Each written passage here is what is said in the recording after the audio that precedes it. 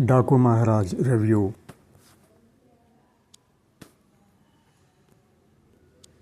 Narasimham Balakrishna is readying to create a mass explosion at the box office during Sankranti, turning Daaku Maharaaj. The film, directed by Bobby, hit the screens on 12 Jan 2025. Expectations are high as Balakrishna scored hits like Akhanda, Veerasimha Reddy and Bhagwant Kesari, while Bobby delivered a hit with Chiranjeevi's Valter Veeraya. Let us find out whether Daaku Maharaj delighted movie lovers or not. Daaku Maharaj's story revolves around why civil engineer Sitaram, played by Balakrishna, transforms into a brutal Daaku, why he is hailed as Maharaj, his connection to a little girl, and his past efforts to save her. It also addresses a social issue that changed his life. These elements form the core of the story. In Daaku Maharaj, Balakrishna showcases two different looks. The first is his regular Balaya appearance, enhanced with a touch of stylishness and age-appropriate costumes. The styling is well executed, complementing his age and grace. However, his main Daaku look is a mixed bag. While it's not disappointing, it is not exciting either. For a title role like Daaku Maharaj, the look falls short of the uniqueness or excitement one might expect. Balakrishna's performance in both roles is effortless. He delivers with ease, but one emotional scene stands out, where he excels as a seasoned actor. In this scene, as he talks about a girl who lost her life, his trembling voice adds depth and emotion, reminding viewers of his acting prowess. Overall, Daaku Maharaj adds to Balakrishna's repertoire of goodwill films. It is age-appropriate, meets expectations reasonably well, and serves as another addition to his filmography. The female characters played by Shraddha Srinath and Pragya Jaiswal have limited roles that deviate from the typical mainstream female lead template. Both deliver what is expected of them, leaving no room for complaints. When it comes to Urvashi Rautela's character, she looks exceptionally hot on screen, undoubtedly adding to the film's glamour. However, her role feels half-baked, much like the stereotypical hot female characters seen in commercial films. There isn't much to her character beyond that. That said, she gets a mass number where she sets the screen on fire, fully living up to her reputation as a hotness queen. Bobby Deol, known for his mix of hit and miss roles, plays the villain in this film. While his performance is not disappointing, his character is written and presented in a completely routine manner, offering nothing new or impactful. He fails to make any sort of impact on the film or audience, though his screen presence adds a slight touch of appeal. Daaku Maharaj, directed by Bobby Colley, presents a straightforward and familiar story about a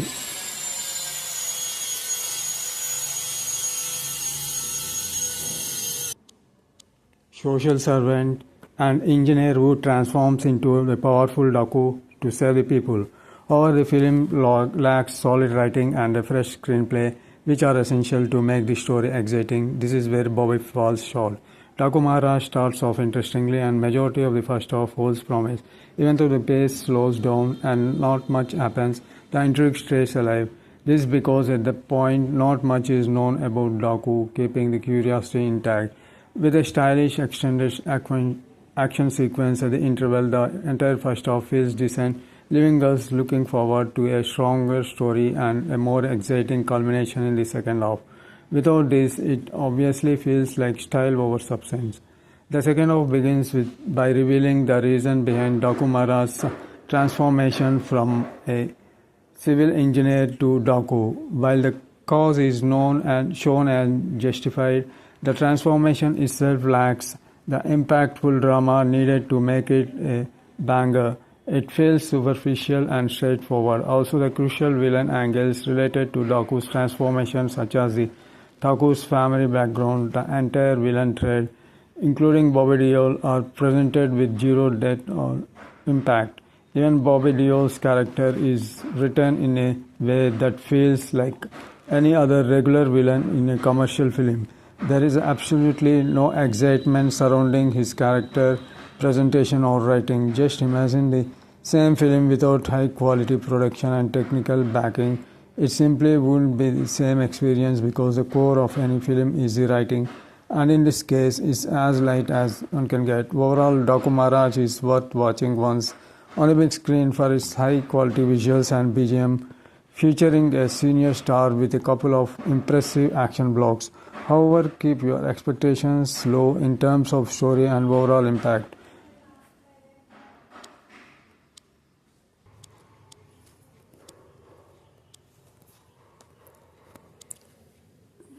Daaku Maharaaj features a few familiar faces in the support cast, but some fail to leave an impression. Starting with Malayalam's talented actor Shine Tom Chacko is utterly wasted in the film. It raises a question: if you can't offer him even a decently written role, why bring someone from Malayalam cinema at all?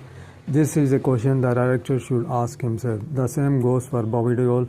Why bring him in without a properly written character?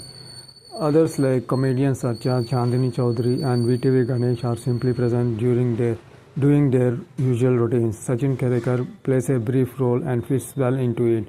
Ravi Kishan takes on a typical template villain role without much to elevate it. Makaran Deshpande does what is required of him, but he is not utilized to his potential. On the other hand, Sandeep Raj of the color photo director, who plays a negative character, delivers his part. His attempt is commendable and he does his best in the brief role given. Daaku Maharaaj is a technically solid production backed by Nagvansh's Sitara Entertainments. It's a stylish film from start to finish, maintaining consistent visual quality throughout. The technical finesse is evident, making the film look polished and sophisticated. Vijay Karthik Kannan, the cinematographer of Jailer, once again shines with his exceptional camera work, presenting senior star Balakrishna in a stylishly crafted production. He deserves much of the credit for the film's visual appeal and proves to be a valuable asset, adding a refreshing touch to the overall experience. When it comes to the music, Taman's songs doesn't help much as a standalone audio tracks. However, his background score is where he truly excels. Paired with the cinematography, Taman's score serves as the lifeline of the film. His BGM complements the visuals and significantly elevates the overall experience. The synergy between Taman and DOP is major highlight of the film. The editing could have been better, though the movie's first half feels a little patchy, as if different scenes are stitched together, whereas the second half drags and needed sharper trimming. The biggest drawback lies in the writing led by director Bobby. While it isn't entirely disappointing, it falls short of standard expected for a production of this scale and quality. The writing lacks depth and never goes beyond possible boundaries, which is a significant missed opportunity. That said, the production values by Sitara Entertainments are highly commendable. Audiences will be impressed by the effort and attention to detail in delivering a technically rich and visually appealing film from a senior hero.